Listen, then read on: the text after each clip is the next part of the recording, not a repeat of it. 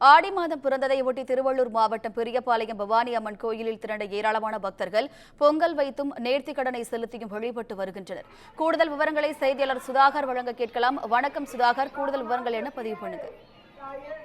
நிச்சயமாக வனிதா, அதாவது பெரியபாளையத்தில் அமைந்துள்ள அருள்மிகு பவானி அம்மன் திருக்கோயில் சிறப்பு வாய்ந்த சுயம்பாக எழுந்தருளிய அம்மனை வழிபட ஆடி மாதத்தில் பல்லாயிரக்கணக்கான பக்தர்கள் வந்து செல்வது வழக்கம். இந்த நிலையில் ஆடி மாதம் தொடங்கிய நிலையில் தற்போது ஆடி மாதம் முதல் வாரம் 14, அதாவது முதல் வாரம் தொடங்கி 14 வாரங்கள் இந்த பெரியபாளையம் பவானி அம்மன் ஆலயம் விழா கோலமாக பூண்டியிருக்கும்.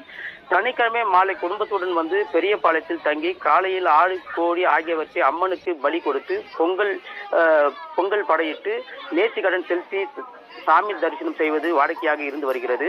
இந்த நிலையில் கடந்த 12ஆம் தேதி பெரியபாளையம் பவானி அம்மன் ஆலயத்தில் மகா கும்பாபிஷேகம் வெகு விமர்சையாக நடைபெற்றது. நிலையில் இன்று ஆடி மாதம் பிறந்ததை முன்னிட்டு முதல் நாளில் பெரியபாளையம் பவானி அம்மன் தரிசனத்தை பக்தர்கள் ஆலயத்திற்கு வருகை தந்து தற்போது தொடங்கியிருக்கிறார்கள்.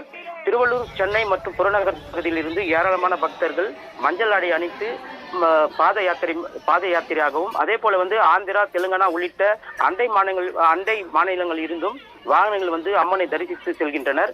அம்மன் சந்நிதியில் பக்தர்கள் பொங்கலிட்டு தீபமேற்றி தங்களது நேர்த்தி கடனை செலுத்தி வருகிறார்கள்.